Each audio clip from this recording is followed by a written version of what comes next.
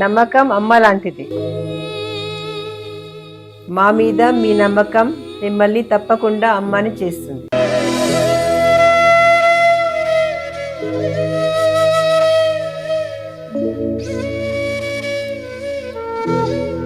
నేడు ఎంతో మంది మా మీద నమ్మకంతో అమ్మాయారు.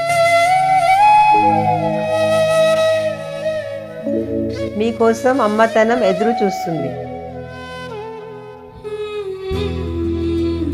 వివరాలకు సంప్రదించండి కిరణ్ ఇన్ఫర్టిలిటీ సెంటర్, హైదరాబాద్, బెంగళూరు, చెన్నై, ఢిల్లీ. జై శ్రీమన్నారాయణ.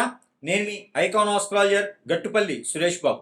మనకి చూస్తుండగానే రోజులు కాదు, పక్షాలు కాదు, మాసాలు కాదు, సంవత్సరాలు కూడా అయిపోతూ ఉన్నాయి. అలానే మనకి 2026 సంవత్సరంలో కూడా అడుగుపెట్టున్నాం. ఈ 2026 సంవత్సరాలు అడుగు పెట్టగానే చూస్తుండగానే జనవరి మాసం అయిపోతూనే ఉంది, వెళ్ళిపోయింది కూడా. అలానే 2026 సంవత్సరం ఫిబ్రవరి మాసంలోకి అడుగు పెట్టున్నాం. అయితే మనకి సంవత్సరం ఆరంభంలోనే ఈ యొక్క మాసంలో ఎలా ఉండబోతుంది, ద్వాదశ రాశుల వారికి ఏమేమి మార్పులు చేర్పులు ఉన్నాయి, గ్రహాలు, ఈ గ్రహాల యొక్క స్థితిగతుల ద్వారా మన గోచార ప్రకారంగా కూడాను, ఆ దశ అంతర్దశలు ప్రకారంగా కూడాను ఎలా ఉన్నాయి, ఏమేమి నడుస్తుంది, కథ ఏంది, కార్ఖానా ఏంది, అసలు మనకి జాతకం ఏంటి, ఏం జరగబోతుంది ఒకసారి పరిశీలన చేసుకున్నట్టు కనుక ఇక మనకి మారేటువంటి గ్రహాల యొక్క స్థితిగతులు, అలానే ఏ స్థానంలో ఏ గ్రహం ఉన్నది, ఇవన్నీ కూడా మనం ఒక్కసారి పరిశీలన చేసుకుందాం. అలానే ముఖ్యంగా ద్వాదశ రాశుల వారికి ఒక చిన్న విన్నపం ఏంటంటే కనుక, రాశి ఏదైనా, నక్షత్రం ఏదైనా, దశ అంతర్దశలు ఏవైనా గోచారం ప్రకారంగా ఏ ఒక రాశిలో ఏ గ్రహం ఉన్నా, ఏ స్థానంలో ఏ గ్రహం ఉన్నా, మీకు ఏది కలిసి రాకపోతున్నా కూడా చిన్న పరిహారాలతో మనము దాన్ని ఏదైనా సరే మంచి జరుగునే దానికి చేసుకోవచ్చు. అంతేగాని ఎక్కడో అమ్మవార్లు పెట్టారు, ఎక్కడో స్వామీజీని పెట్టారు అని అతి ఉత్సాహంతో మనకేదో మంచి జరుగుతుంది కదా అనే ఒక మంచితనంతో ముందుకు వెళ్ళి అలాంటి వాళ్ళని ప్రోత్సహించడంతో మనంగా ఇబ్బంది పడతాం. కాబట్టి అలా వెళ్ళడం అనేది అనారికం, అలా వెళ్ళకూడదు. మనకి ప్రతిష్ఠించినటువంటి ఆలయాలు చాలా ఉన్నాయి. అలాగే మనకి మంత్రోచ్చారణలు చేసి, ప్రాణ ప్రతిష్ఠ చేసి, ఎన్నో రకాలైనటువంటి యంత్ర యాగాలు చేయించి, దానిలో తపాలు జపాలు ఎన్నో రకాలటువంటి మంత్రోచ్చారణలతో ప్రతిష్ఠించినటువంటి ప్రాసిద్ధి చెందినటువంటి అమ్మవారి స్వామివారి యొక్క ఆలయాలు ఉన్నాయి. దాంట్లో మనకి అర్చన చేస్తారు, అభిషేకం చేస్తారు, ఎన్నో రకాలైనటువంటి పూజలు చేసేటువంటి ఆలయాలు ఉన్నాయి.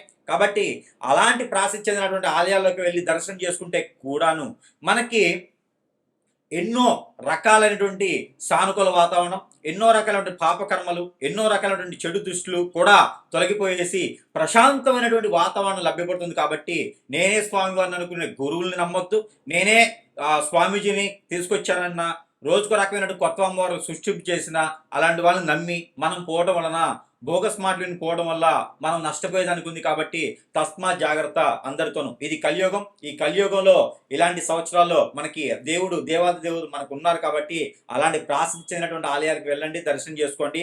మనం కోరిన కోరికలు కొంగు బంగారం తీసేందుకు ముక్కోటి దేవతలు మనకు ఉన్నారు. ఇలాంటి రోజుకొక దేవతలు పుట్టారు, రోజుకు దేవుని పుట్టారు, పూనకాలు వచ్చినట్టు మాత్రం పెద్దగా నమ్మేయడం అవసరం లేదు. అలాంటి నమ్మి బోగస్ మాటలు వినేసి మనం నష్టపోవద్దు, ఇబ్బంది పడవద్దు. కాబట్టి ఇక పోతే ద్వాదశ రాశులు.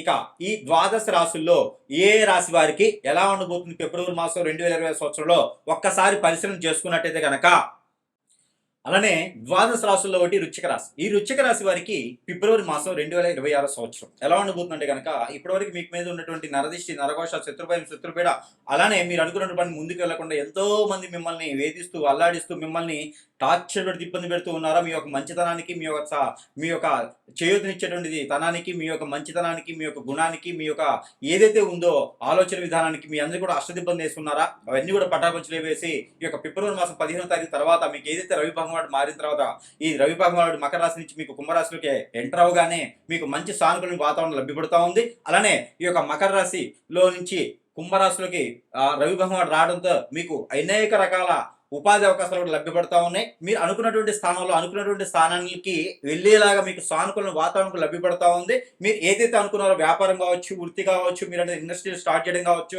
10 మందికి మంచి చేయడానికి విషయాలు కావచ్చు, మీకు అనాథాశ్రమం, వృద్ధాశ్రమం, ట్రస్టులు, ఆలయాల నిర్మాణం, ఏదైనా పార్టీలో ఏదైనా పొలిటీషియన్గా వెళ్ళడానికైనా, ఏదైనా సినీ రంగంలోకైనా అడుగు పెట్టాలనుకున్నా కూడా, మీకు కాలేజీలు కానీ ఇన్స్టిట్యూట్స్ కానీ ఏదైనా స్థాపించాలనుకున్నా కూడా చాలా సానుకూల వాతావరణం లభ్యపడుతుంది. కాబట్టి ఆ విధంగా మీరు ముందుకు వెళ్ళొచ్చు. అలానే ఏదైనా పెళ్లి సంబంధాలు కుదుర్చుకోవాలంటే కూడా ఫిబ్రవరి 15వ తారీఖు తర్వాత ప్రయత్నం చేసినట్టయితే ఖచ్చితంగా మీకు పెళ్లి సంబంధాలు కూడా కుదిరేసి, ఆ సంబంధాలు కూడా మీకు ఏకమయ్యేసి మీకు పెళ్లిళ్ళు కూడా త్వరగా అయ్యేలా కనిపిస్తున్నాయి. కాబట్టి ఆ మేర ప్రయత్నం చేయొచ్చు. ఫిబ్రవరి 19వ తారీఖు తర్వాత పెళ్లి కూడా అయ్యేలా కనిపిస్తూ ఉంది. అది కూడా మనకి ఏంటంటే కనుక మొదటిసారి చేసుకునే వాళ్ళకి మాత్రమే, రెండోసారి మూడోసారి చేసుకునే వాళ్ళకైతే నాకు సంబంధం లేదు.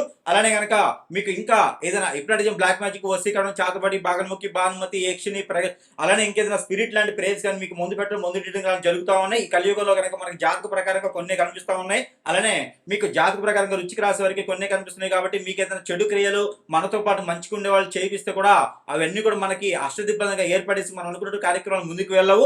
కాబట్టి ఏదైనా సమీప దూరంలో కనుక మీకు పంతులు గారు కానీ, లేదంటే కనుక ఏదైనా గురువు గారు కానీ ఉంటే కనుక మీకు సానుకూల వాతావరణం కనిపించేలా కనిపిస్తున్నారు. అలానే మీకు ఇంకా విదేశాలను వెళ్ళాలి అనుకున్న వాళ్ళు ఎవరైనా ఈ రుచిగా ఎవరైనా విదేశాలు వెళ్ళాలనుకున్నటువంటి వారు వృషభ రాశి వారు ఉన్నారు అంటే కనుక ఫిబ్రవరి 14వ తారీఖు తర్వాత ప్రయత్నం చేస్తే ఖచ్చితంగా వెళ్ళేలా కనిపిస్తున్నారు. అది కూడా గల్ఫ్ కంట్రీకి వెళ్ళే వాళ్ళు ఉంటే కనుక ఖచ్చితంగా ప్రయత్నం చేయొచ్చు. గల్ఫ్ కంట్రీ కంటే కూడా ఇరాక్ కాకుండా వేరే ఏదైనా కంట్రీకి వెళ్ళండి. ఎందుకంటే గురుగారు చెప్పారు కదని చెప్పి ఆ కంట్రీకి వెళ్ళారనుకోండి, అక్కడ యుద్ధాలు జరుగుతున్నాయి, మీరు ఇబ్బంది పడతారు.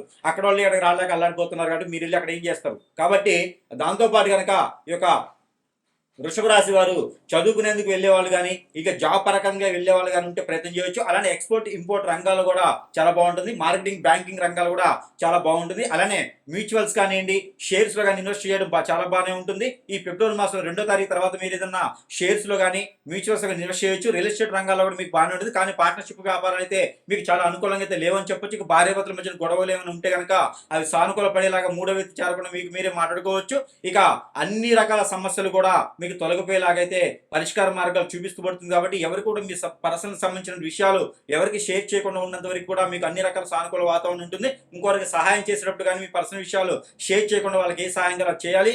అప్పుల బాధ నుంచి బాధపడేవారు కానీ, ఆరోగ్య సమస్య నుంచి బాధపడే కానీ చిన్న పరిహారం ఉంటుంది. ఈ పరిహార నిమిత్తంగా చేసుకోవచ్చు. ఇక దాంతో పాటు మన దగ్గర కూడా అనేక రకాల వస్తువులు కూడా మంత్రోచ్చారణ చేసి ఉంటాయి. కాబట్టి ఎవరికైనా కావాలంటే కూడా మంత్రోచ్చారణ చేసినటువంటి వస్తువులు సంప్రదిస్తే కూడా అవి సరసమైనటువంటి ధరల్లోనే మీ చెంతకి చేర్చేటువంటి సదవకాశాలు మన దగ్గర లభ్యపడతా ఉన్నాయి. అంతవరకు అయితే కూడా ఈ పరిహారం చేసుకోవచ్చు. ఇక మీకు కలిసి వచ్చేటువంటి కలర్ అయితే కనుక white and black and blue colour మీకు అద్భుతంగా ఉంటుంది. ఇక ప్యారెట్ గ్రీన్ కూడా మీకు చాలా బాగుంటుంది. ఇక మీకు నంబర్ కూడా వచ్చేసి 4 and 6 నెంబర్ కూడా మీకు అద్భుతంగా ఉంటుంది. ఈ ఫిబ్రవరి మాసం 2026 సంవత్సరంలో ఇక మీకు కలిసి వచ్చేటువంటి దిక్కు అయితే కనుక తూర్పు, ఉత్తరం రెండు దిక్కులు కూడా మీకు అద్భుతంగా ఉంటాయి. కాబట్టి మీకు ఒక లక్కీ నెంబర్ కూడా చెప్పుకున్నాను. కాబట్టి ఈ రకంగా మీకు వాతావరణం బాగానే ఉంటుంది. కాబట్టి ఎవరికి కూడా మీ పర్సనల్ విషయాలు చేసుకోకుండా ఈ యొక్క చిన్న పరిహారం చేసుకుని అదృష్టం అవ్వచ్చు ఈ ఫిబ్రవరి మాసం 2026 సంవత్సరం. అలానే మనకి ఈ రాశి వారికే కదా, ఈ రాశి వారు అయితే ఖచ్చితంగా ఈ పరిహారం చేసుకుంటే అదృష్టం మీ వరకే, అదృష్టం మీ సొంతమే అని కాదు. కాకపోతే మనకున్నటువంటి దారిద్ర్యానికి కొంతమేర ఉపశమనం అయితే లభ్యపడుతుంది. అది ఏమిటో తెలుసా అండి? ఇంట్లో మనము సాంబ్రాణితో ధూపం వేస్తుంటాం అప్పుడప్పుడు, తెలుసు కదా. ఆ సాయం సంధి వేస్తుంటాం మనం. అయితే గుగ్గిలము, సాంబ్రాణి ఈ రెండు సమీపంలో కలపండి. దాంట్లో పచ్చకర్పూరం కలపండి. పౌడర్ చేయండి. పౌడర్ చేసేసి పచ్చకర్పూరం కలిపేసేయండి. ఆ పచ్చకర్పూరము, గుగ్గిలము, సాంబ్రాణి మూడుతో పాటు బిర్యానీ ఆకు అంటారు, బిర్యానీ పత్తా. ఆ బిర్యానీ ఆకు ఒకటి తీసుకొని చిన్న చిన్న పీసులు చేయండి. అది కూడా స్టోర్ చేసి పెట్టుకోండి. అలానే దాల్చిన చెక్క పౌడర్ స్టోర్ చేసి పెట్టుకోండి. లవంగాల పౌడర్ స్టోర్ చేసి పెట్టుకోండి. ఈ మూడు కూడా చిన్నగా మనకి చిటికెడు అంటారు, మనం బొట్టు పెట్టుకుంటాం కదా, అంత సుమారుగా ఈ గుగ్గిలము, సాంబ్రాణిలో పొగ వేస్తూ ఆ మూడు కూడా చిటికెడు చప్పును వేసి ఇంట్లో సాయం సంధ్యలో ధూపం వేయండి. ఇంకా చూడండి, ఇంట్లో ఉన్నటువంటి నెగిటివిటీ ఒకటే కాదండి, ఇంటికి ఎవరైనా చాదబడి చేయించినా, ఇంట్లో ఏదైనా అశాంతి లేకపోయినా, అశాంతి ఉన్నా, ప్రశాంతంగా లేకపోయినా, ఆర్థికంగా ఇబ్బంది ఉన్నా, నరదిష్టి, నరఘోష, డబ్బు రాకపోయినా, ఏ పని ముందుకెళ్ళిపోయినా, ఒకరికొకరు శృతులు లేకపోయినా, విడిపోయినా, ఇంట్లో అనేజీ, అన్ఫిట్ ఏది లేకపోయినా కూడా అసలు ఇంటికి వెళ్ళాలనిపించలేదు అనుకునే వాళ్ళకి కదా, ఇంట్లో వాస్తు బాగాలేకపోయినా, ఇంట్లో నెగిటివిటీస్ ఉన్నా, దెయ్యాలు, భూతాలు, పిచాచులు ఉన్నా, ఏ సమస్య ఉన్నా సరే, మన ఒంట్లో ఉన్నా, ఇంట్లో ఉన్నా, ఎలాంటిదైనా సరే మనం ఆ ధూపం దగ్గర కూర్చొని అది మనం పేర్చకుండా ఇంటిలో పాలు ధూపం వేసుకుంటే కనుక సాయంత్రం 5:20 తర్వాత 7:20 లోపు కనుక ఈ ధూపం ప్రతిరోజు వేసే వాళ్ళకైతే కనుక ఖచ్చితంగా వారికి అష్టైశ్వర్య ప్రాప్తి కలిగేలా ఉంది. కాబట్టి ఐశ్వర్య అంటే ఎవరో హీరోయిన్ కాదు, అష్ట అంటే అష్ట దరిద్రాలు కాదు, అష్ట ఐశ్వర్య అంటే మీకు ఎన్నో రకాలైనటువంటి సానుకూల వాతావరణం లభ్యపడేలా ఉంటుంది. కాబట్టి ఈ యొక్క చిన్న పరిహారం చేసుకోండి. ఆ సమయంలో సింహద్వారం తలుపు కూడా తీసి ఉంచండి. మీ ఇంట్లో ఎన్ని కిటికీలు ఉన్నాయో కిటికీలు కూడా తీసి ఉంచండి. ఒక 10 నిమిషాలు ధూపం పోయేదాకా ఇంట్లో ఉన్న నెగిటివిటీ బయటికి పోయి బయట నుంచి పాజిటివిటీ ఇంట్లోకి వస్తుంది. కాబట్టి ఇది ప్రతిరోజు చేయకపోయినా కూడా మంగళవారం, ఆదివారం, శుక్రవారం సాయం సంధ్యలో చేసుకోండి. అదృష్టం మీ సొంతం అవుతుంది.